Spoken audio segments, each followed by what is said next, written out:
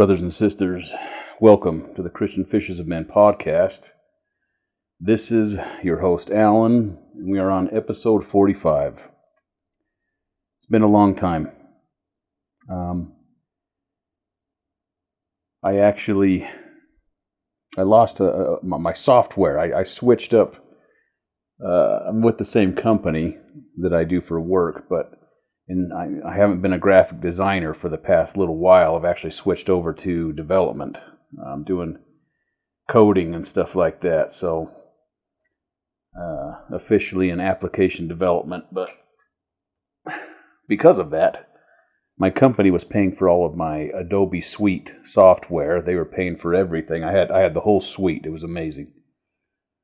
But when I switched positions, they discovered that they didn't have to pay for that anymore. So I lost access to the absolute standard of software for everything. I lost Photoshop, Adobe Audition, I lost Illustrator, all the good stuff. And what I use to record is Adobe Audition, obviously, and Premiere Pro is what I edit the episodes in. So I lost all of that.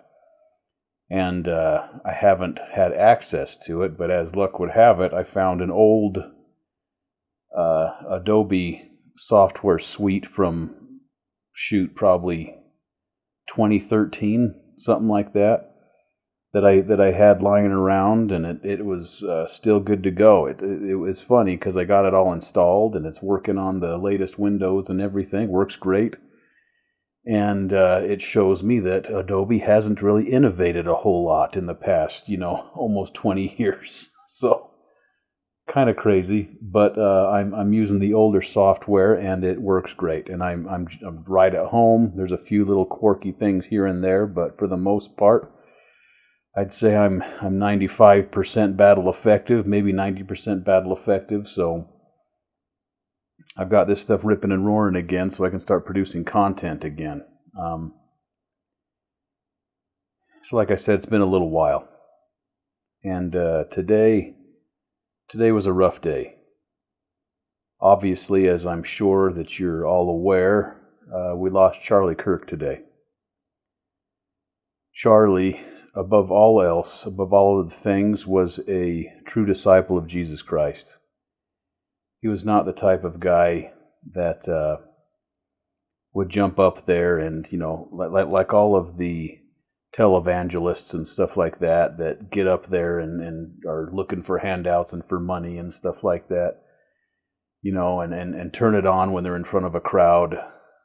From everything that I have heard from good close friends of his, people who have nothing to gain from lying or anything like that about his character, from observing him and being a regular watcher of his content, he was a true disciple of Jesus Christ, and he found ways to weave that into his political discourse.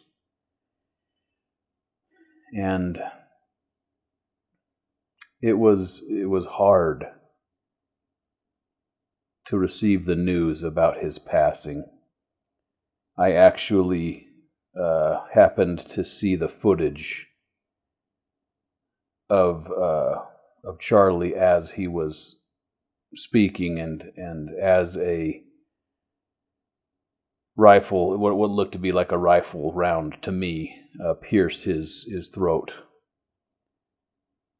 And I know that he was rushed to the hospital and stuff like that, but it to me, I said to myself and I said to my wife, if he survives, it will be because God wants him to.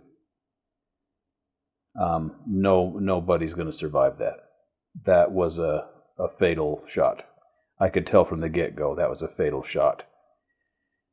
I've seen a lot of things. I was in the military. They showed us videos of different things. I've seen some. I won't go into everything that I've seen, but I've seen some stuff. And that was hard to watch. I don't think I'm desensitized like I used to be, and that made me physically sick to watch. I had to get up and walk around for a minute kind of breathe a little bit, because it just was so sudden and so violent. And to see somebody that I admire, to see somebody who I really respect, somebody who I not just respect as a man, but as a follower of Christ, a true follower of Jesus Christ, to be in cold blood murdered, assassinated, because he was preaching exactly what I would preach, right? He represented the most milquetoast view of conservatism that you could ever come up with. He really had nothing crazy that he talked about. This was the type of guy who could easily give a talk in one of our general conferences. He would have been right at home there, and we would have loved everything that he said. I love to hear him talk about Christ. I love to hear him talk about his journey with Christ. And it was just so incredibly sad to hear the news, to know that his family, his wife and children were there with him at this event. I hope that those little kids did not see their daddy get shot. I hope that his wife did not see him get shot. And boy, I pray for his family. I pray for his family, and I mourn for my country. I remember a few years ago when Thomas S. Monson, President Monson at the time, was speaking, and he talked about how the divide between what the church produced and what we taught and what we put out to the world, how that divide with the rest of the world would like a sinkhole. Basically, it would separate. The two sides would separate, and that you couldn't straddle that dividing sinkhole for very long, and that the time would come when you would have to choose a side. And that sentiment has been echoed by current prophet, the prophets in between, the apostles in between. That sentiment has been repeated, and it's very crazy to me. I'm now in my 40s to see,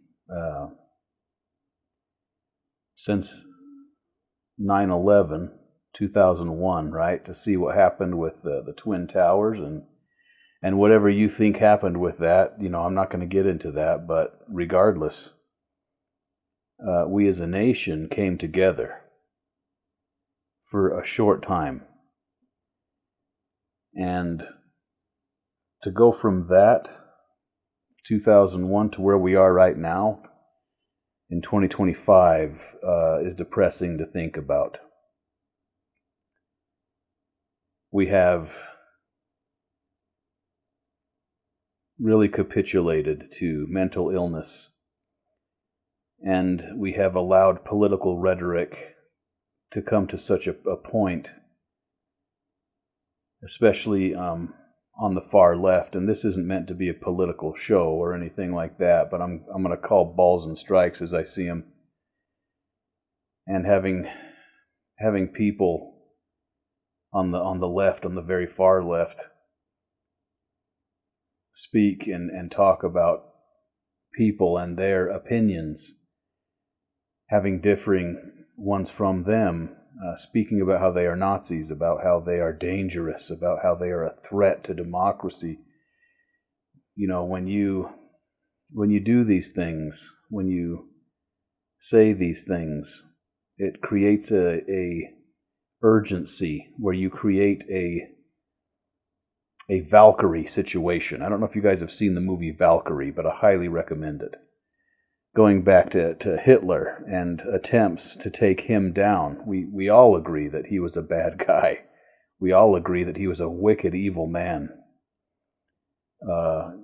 Antichrist. Absolute Antichrist. And, when you paint everybody who doesn't agree with you with that brushstroke, people think it's their duty to do something about it. And then they wind up trying to do something about it, and we end up with situations like what we have now. We end up with a 31-year-old young man, a young father of two little kids, a good man, a solid husband, and a solid father, standing up for his beliefs, which every American shared 30 years ago. The vast majority of America shared 30 years ago, 20 years ago. But because we have lost our way spiritually, because we have continually allowed ground to be ceded, because the adversary is gaining power, is raging as we grow closer to the return of the King, to the return of Yehoshua, even Jesus Christ, right? As he's getting ready to return, evil is rising. And Charlie Kirk, to me, is evidence of the good rising as well. This was a guy who was gifted. This was a guy who had natural talent and who didn't bury that talent, but took that talent and refined it to a razor's edge. I never saw him bully anybody. I never saw him, he was very much, he would meet your energy. And losing him was very shocking. I think we all can agree, especially listeners of the program, and I'm sorry I've been away for a long time. I'll bring you guys up to speed at a later time, at a more appropriate time as to what I've been up to, but this is something that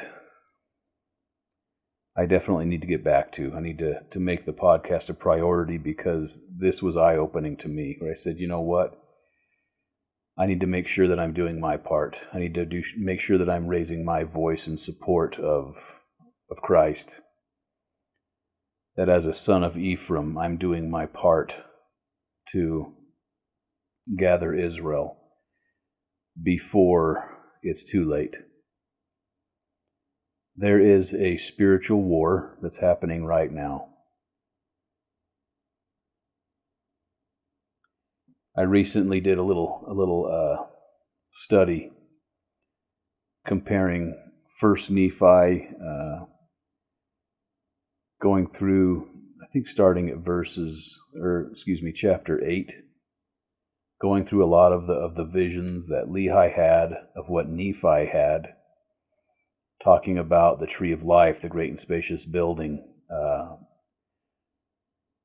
Columbus looking, finding America, the pilgrims, all that stuff coming over, the Gentiles coming over and finding America. Comparing that with what Ezekiel saw. Comparing that with what Daniel saw. Comparing that with what John the Revelator saw in the book of Revelations. And one of the most striking similarities that I saw, and they all worded it differently, but that there was a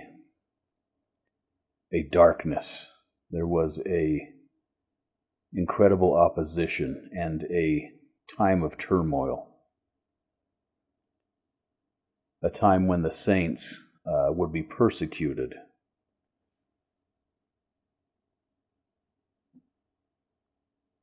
And I think we're seeing a manifestation of that right now with stuff like this.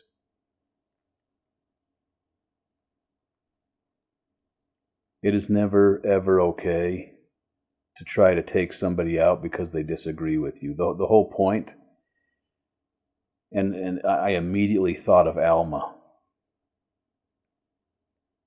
when they had the Zoramites separate from them, and then they started to worry that they would kind of form a treaty or a confederacy with the Lamanites, and then they would have them to have to worry about and contend with. But we see that, and we see that some of the Nephites were like, hey, we need to go take them out. Like, if this is a legit concern, we need to go march over there and do something about it. And what did Alma do? He said, hey, I know one thing that works way better than that. And that's the gospel of Jesus Christ. We're going to take the word, and we're going to use the word to fix this situation.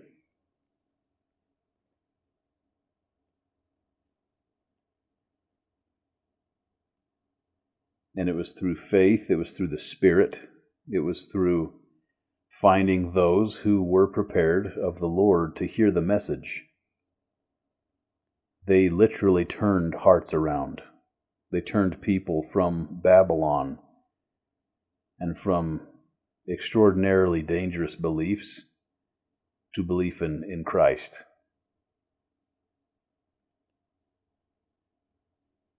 And I think that we are in a similar period now. I see young people hurting. I see young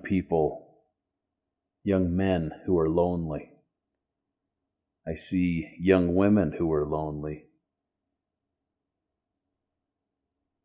I see young people who are lied to, and they buy into a narrative of Babylon, and they end up bitter because at some point there's a moment of clarity. And I think this happens with young women a lot. They come to a point where they realize that it's now too late. They were taught that motherhood, which is divine, by the way, we all know that we have a divine mother in heaven, right?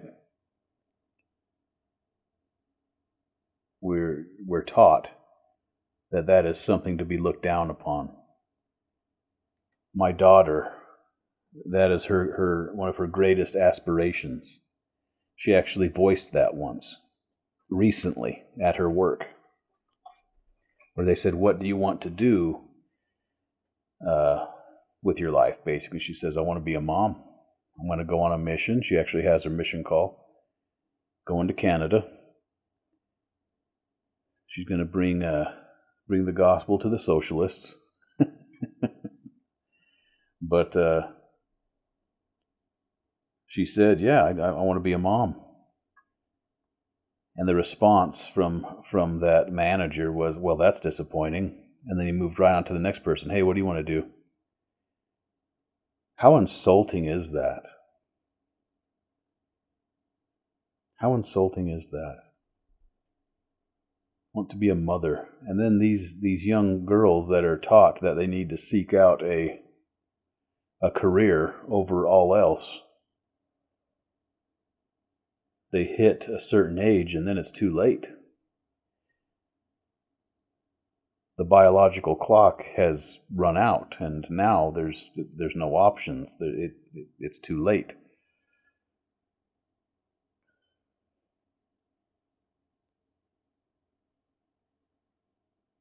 just seeing the state of things, seeing the state of these young people, it just really, it pulls at my heartstrings really bad. And I felt, after watching what happened to Charlie Kirk, I said, you know what, I've got something, small as it is, I've got something to offer here. I was once taught by dudes in their 40s. I learned a lot from the generations previous to mine, people who went to Vietnam, people who operated in Desert Storm, people who saw combat and stuff like that. Those guys were my instructors, and they were the people that taught me what it meant to be a man. I learned a lot from boomers and stuff like that, as they call them now. But I think I have something to be able to pass down to people other than my sons and my daughters. Things like opening up a door for a lady. Things that feminazis probably wouldn't like very much, as I say it. But things that used to be the norm. Things that I think that we need to get back to. The only way to affect change is to do something about it. And so this is me doing something about it. This goes beyond,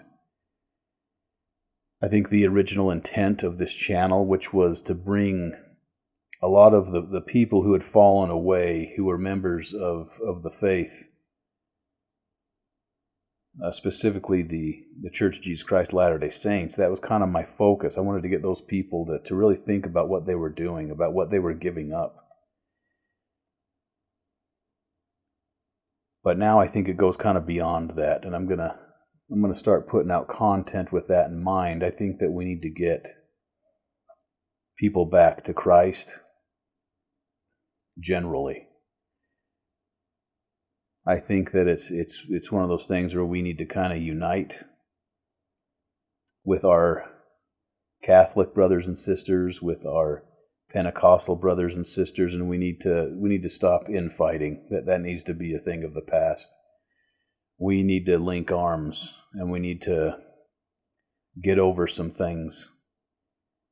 We need to stop telling each other who's Christian and who's not, and say, hey, you know what? I follow Christ. If he came here right now, I would hit my knees and I would literally kiss his feet, and I would wet those feet with my tears. He's the Son of God.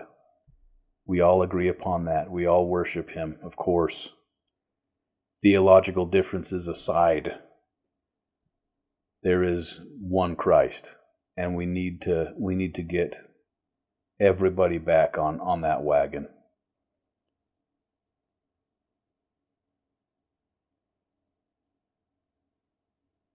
Seeing events like today just really makes it real. It really, to me, was a wake-up. It was a very drastic wake-up call to me that we're absolutely in the last days of the last days. And the time of persecution is ramping up. But I don't want to just focus on that negativity. I don't want to just focus on murderous, evil, wicked people. I want to focus on the good as well. Because as the water rises, as that evil boat rises, the good boat will rise as well to match it. And Christ is in command. He is in charge. All of this is subject to him.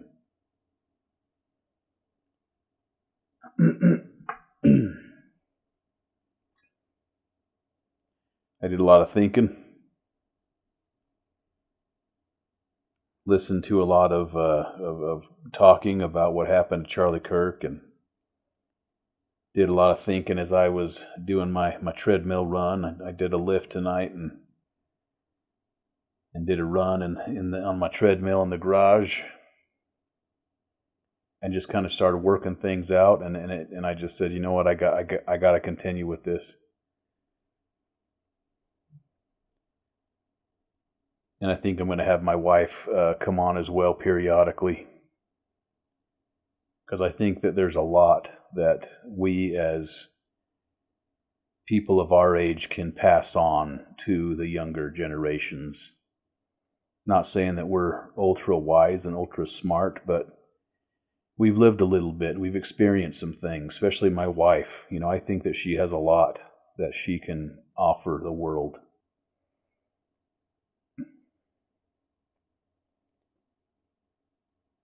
And I think that, you know, I have some things to say as well that I would hope would be of a benefit to at least somebody.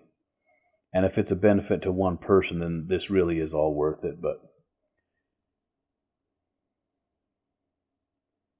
I've got the software now. I should be good to go. So I'm gonna commit to trying to put out the podcast and the midweek spiritual boost and stuff, and get my wife involved. But I think that we need to really circle the wagons here a little bit, and we need to appeal to heaven. And we need to, you know, we really need to gird up our loins here and make sure that the armor of God is fastened on tight. Because I think that this is something that is going to become more and more normal. Unfortunately, it already kind of has. I heard people kind of justifying what happened today, saying, well, if you talk about those things, then well, that's something that you're going to get. And I thought, boy, how far have we fallen? How far have we fallen?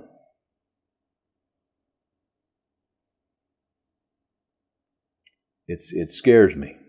It scares me because I don't feel like I can live in a world like that. Like, I feel like the world isn't for me anymore.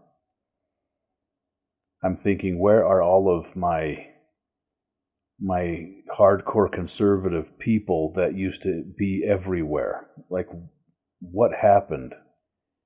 And it was a slow degradation.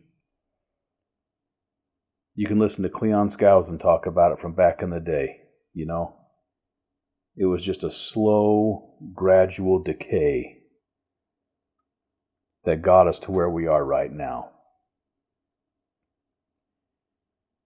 And now people who have committed no crime and who have expressed no opinions that are anything but traditional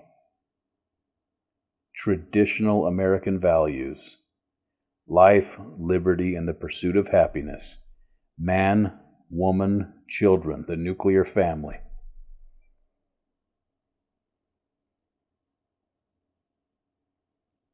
That is what got him killed. Calling out mental illness for what it is.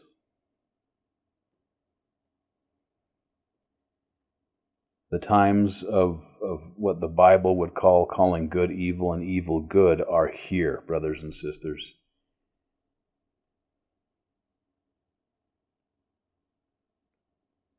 And we need to make sure that we're on our A game. This really should be a time of revival, of deep spiritual reflection, of making sure that we are prepared to meet Christ.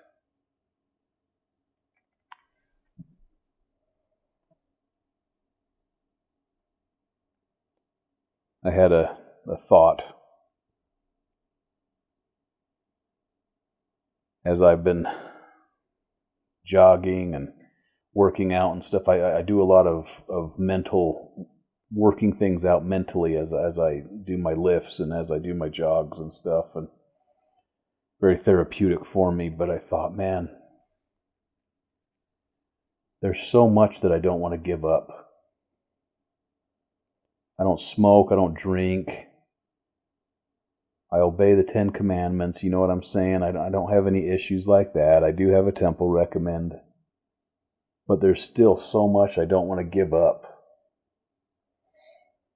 You know, sometimes I got my favorite farm words that seem to slip out at the worst times. And you know what I mean? It's one of those things. I've got, you know, I like my TV. I like my time wasting stuff. You know what I'm saying? I love to build. I started building a video game, and I love it. I love the building of the video game. It's a blast.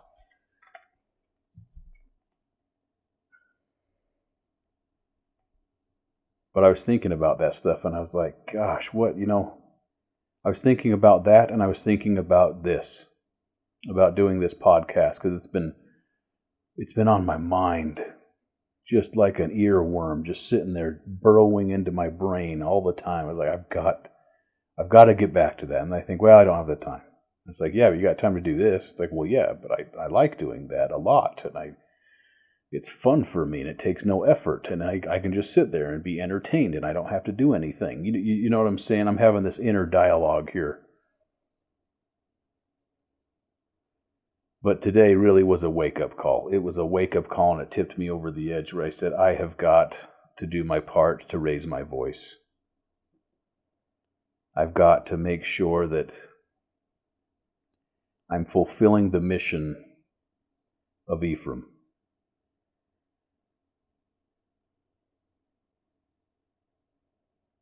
And that mission is to open your mouth, to do your part, to make sure that whether that's on Facebook or Instagram or whatever, like, it's coming to a point where I think that there was this time when it's like, well, we don't want to get all religious and stuff. I think it's time to get religious, brothers and sisters. I think it's time to ditch the cultural LDS thing and to really become true members and disciples of Jesus Christ. And that I'm talking to myself too. You know, it's one of those things where I think that we all fall into that trap where we really we really get into this weird funk where I think we forget that it's all true. I think that, you know, that sounds weird, but I think that we forget that this is real, that this is actually real life. Like, we are here for one sole purpose, and that is not to have the greenest yard in the cul-de-sac. That's not to have the biggest truck on the street. That's not to have the biggest house, you know, on the block. Those things are distractions, and they are not of God. You know, they are very much akin to things that Babylonians would value. That's not to say we don't take care of things, but shoot, I love computers. I love building them, and I love making them as beautiful as possible and as neat and clean. And the last time I did it, I made this big, huge computer. I made sure it was extra big. And it had a big old fan on it, and it had red LED lights and stuff like that. And when I was done, it was funny because the thought came to me, and I was like, I just made an idol. I just made an idol. You know, with the care and what skill I have, you know what, I'm not saying I'm an amazing, you know, PC builder, but gosh, I love it. So I put great care and as much skill as I can into building them and making them beautiful and maintaining them and stuff like that, and then putting the software together. The entire process is intoxicating to me. I love it. There's nothing more satisfying than sitting back and firing up a brand new PC where I've put the operating system on it, where I love Pop OS. It's a Linux distribution. I slap that on there. I get all the software rocking and rolling. I set it up my way, the way I want it and stuff, and then it roars to life, and it's wonderful. But I legitimately had that thought. I was like, I just built an idol. I love this thing. I absolutely love it. Am I spending this much time on my calling? Embarrassingly, no. I'm not. I think a lot of times we look at our callings and it's like pulling teeth to try to get us to do our callings and stuff. Or maybe we outright refuse to do a calling. Whatever the case may be, brothers and sisters, I think that the time has come for us to rise up as Christians and to practice our religion, to practice what we preach, and to put culture aside, to put petty differences aside, to make sure that we are linking arms with our brethren who are not of our faith, but we need to find some common ground with those people who value the same things that we value, and those who are on the fence, we need to reach out to them in Christian brotherhood and sisterhood. We need to be great examples, and we need to make sure that we're doing our part to carry on the work that Charlie Kirk was carrying on.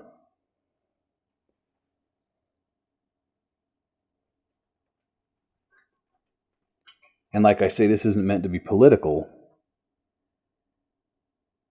but I think we're at a time when it's kind of obvious at this point to me that there are very obvious enemies of God here. There are actors on the stage right now in America that are very easy to point out on the political stage.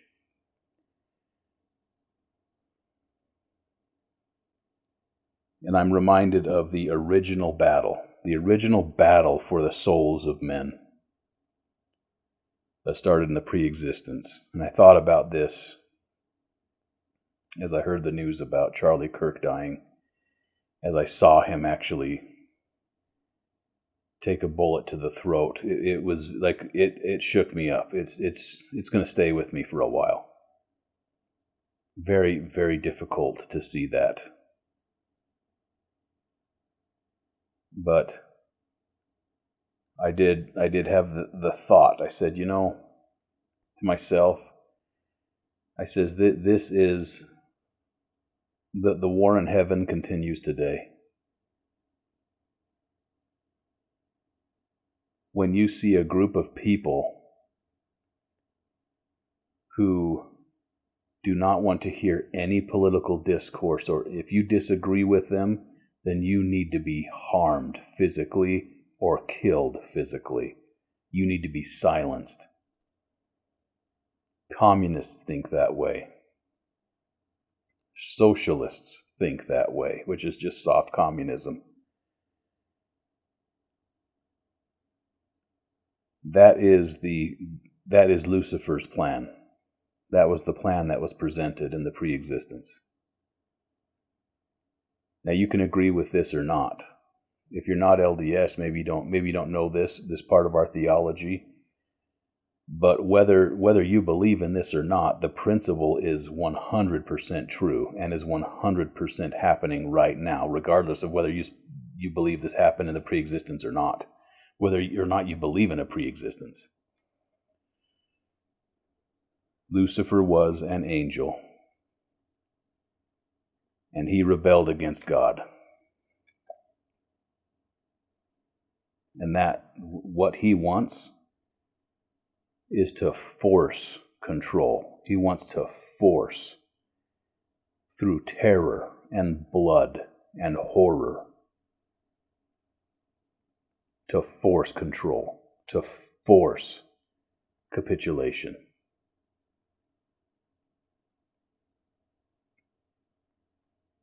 And where are you seeing that happen in the political environment today, where you're not allowed to have a difference of opinion? I'm sorry, but the political left is demonic. And I'm not saying that the Republican Party is full of saints, because it's not. In some ways, I think it's just as bad.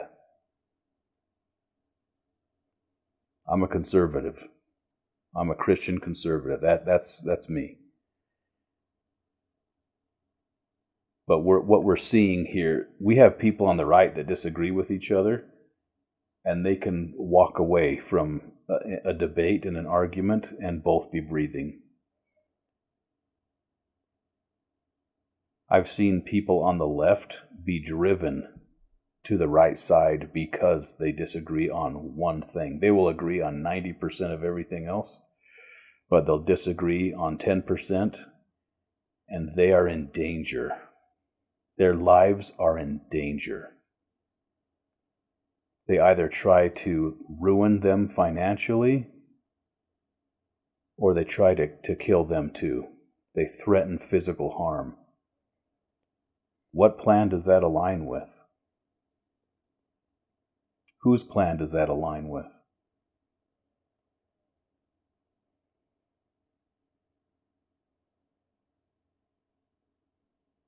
This is not difficult. This is not difficult to see, to survey the landscape and see what's going on.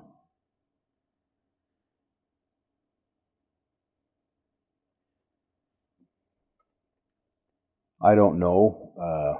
I don't know what's going to happen, brothers and sisters. I've been studying things. I've been looking at things, not as hard as I should have. I've had to kind of mentally make a comeback here because I got a little bit down and depressed for a while.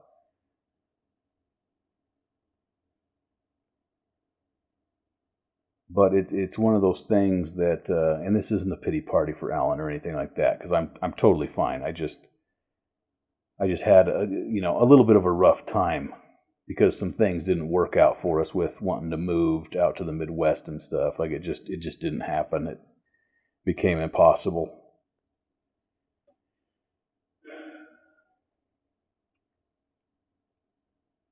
But it's not hard to take a look at the landscape right now and to see who's on the Lord's side and who is on the opposite side.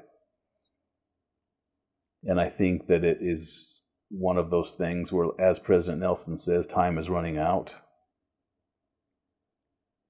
I think time is absolutely running out. We have what I believe to be a short time to do something about everything, to win as many souls as we can, to at least try. We might even not win one, but I can stand before Christ and say, I did my best and I raised my voice. You can stand before Christ and say, I raised my voice through Facebook, through Instagram, through TikTok, whatever, through texts. At Thanksgiving dinner, when somebody was dogging on the church or something like that, that doesn't mean that we become combative and violent, brothers and sisters. That means that we open our mouths and we speak truth and let the chips fall where they may. It's not our job to convince people, but I think it is our job to provide the opportunity for the Spirit to take our meager, probably not even well thought out, but heartfelt responses and messages, and to spin them like Rumpelstiltskin into gold. You know what I mean? To take our meager, sacrifices and our meager offerings of straw.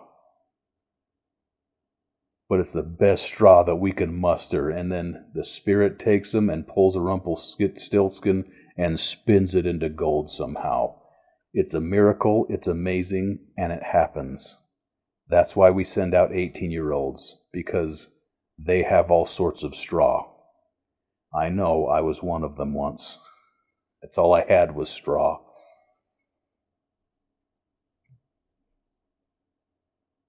Brothers and sisters, I hope that we look at the things that are happening and we don't allow anger and malice to govern our thoughts and to take over our better judgment. When things like this happen, oftentimes throughout the day, I have thought, I wish that there was a concealed carry permit holder that spotted this guy on the roof and took him out. I have those thoughts, and I might still have those thoughts, right? I want to see justice brought to this guy.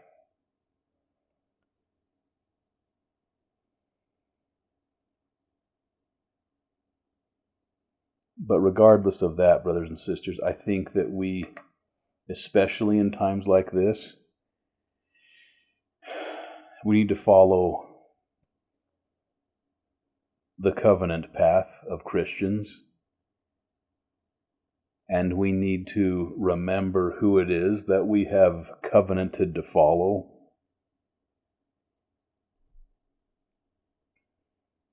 And we need to take the Christian approach. That doesn't mean that we let somebody off scot-free. That doesn't, I'm not even saying that means that we don't give them the death penalty. I think we do give them the death penalty and stuff, but you get what I'm saying? Like, not that we have the power to do anything to this guy without the law and stuff like that, but this is where the law comes into play, and we let it play out. When this assassin is caught, and I pray to God that he is, we let the justice system do its thing, and we concentrate on picking up the pieces and honoring the memory of the fallen.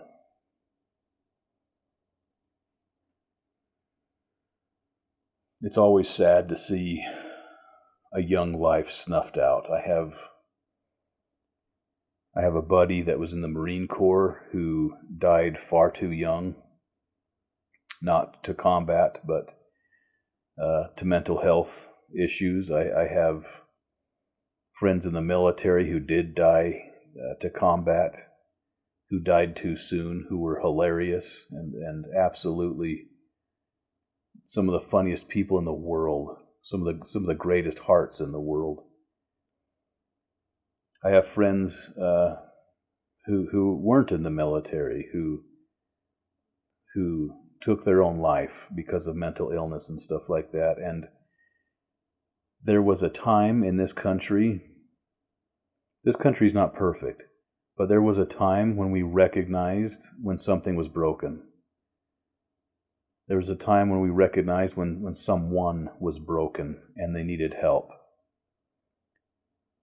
And maybe we didn't have the best tools at that time to help somebody, but at least we recognized that there was something that was broken and that needed to be fixed.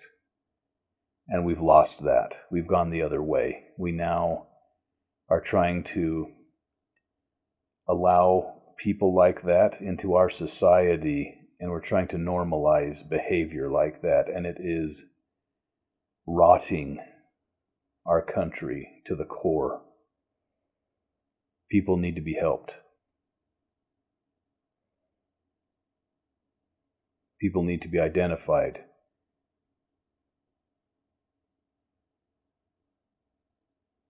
There's a lot of stuff, a lot of debate and stuff on medication. Some of these people do need medication. Maybe they need to be in an institution. Maybe we need to bring back asylums. You know what I mean? Those are discussions that are kind of beyond me. I have opinions on them. But what I'm trying to say here is that since we have gone away from God, since we have gone away as a country from Christ, the things that have filled the vacuum of that space are communism and atheism. And mental health issues are on the rise directly because of that.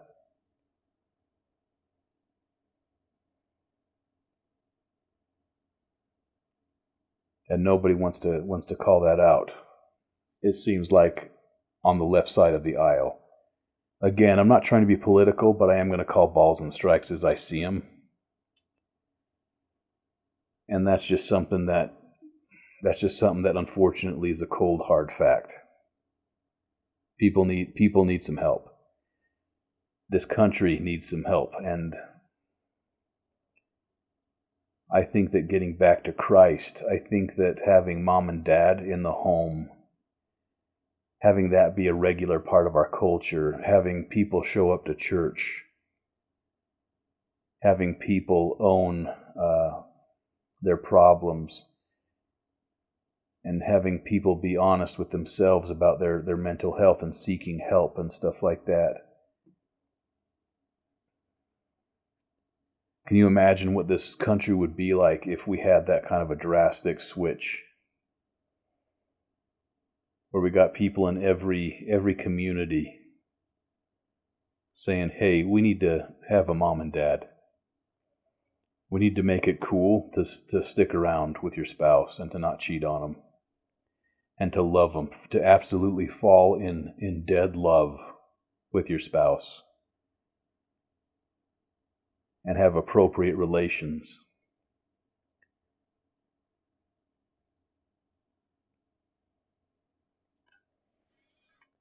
I mourn the loss of Charlie Kirk, and I mourn the loss of a young Christian man, an example of what every young man should look to become. Because I think that is what heals this country.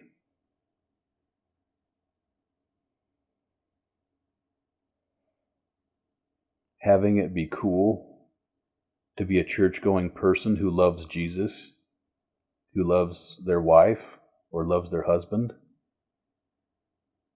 the nuclear family, man and woman, and children, having children, and a true desire and a true adherence to biblical principles, to Judeo-Christian values, will solve every problem that we have. It will miraculously solve every problem that we have. Charlie Kirk knew that. He promoted that.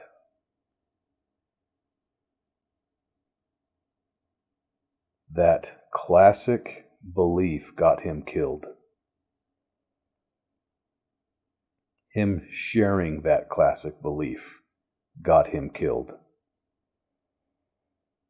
By an assassin who didn't have any rebuttal, no words to shut him down, so they took his life. The Luciferian way. They silenced him the Luciferian way, the way of Cain.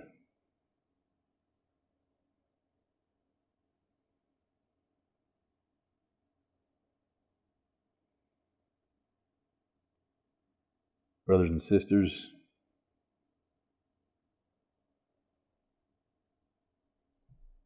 I know that the gospel of Jesus Christ is the path. I know that it is the covenant path. And if you are struggling, come back.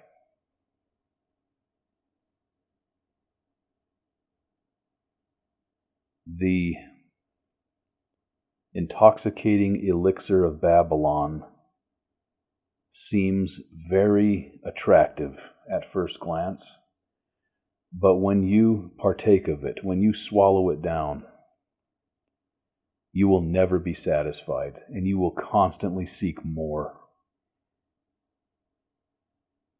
And as you continue to partake of that Babylonian elixir, you will find that you will become more depraved, more godless, more calloused, and more unhappy.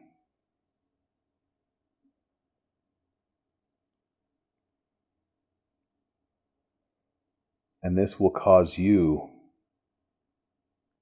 to become somebody that you don't even recognize anymore. And deep down, I think that people know that what they have done is a mistake, but they are so far down the rabbit hole that they don't think that they can come back. You can come back. You can come back.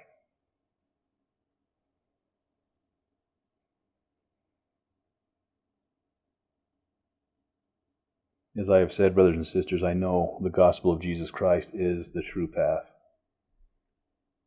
I know that what Jesus suffered for us, I know that what he endured for us in the Garden of Gethsemane and again on the cross made it possible for me to return, to defeat death, to take the sting out of death, and return to live with my Heavenly Father, to once again unite with those who have passed before me, my family members, my loved ones, my friends. The hope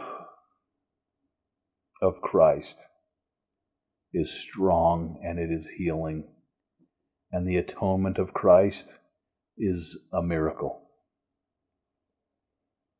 And it will take care of your past, and it will take care of your problems.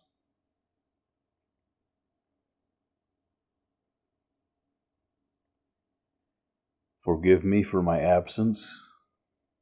I'll do an episode where I bring you guys up to speed just on what's been going on and stuff, but I do have software again. I can produce content again. And I got a lot to say. You guys are awesome. Please pray for our country. Please pray for Charlie Kirk's family. And please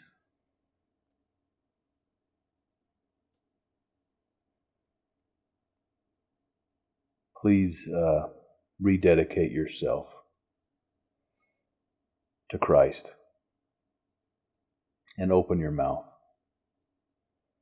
fearing nothing. I say that in the name of Jesus Christ. Amen.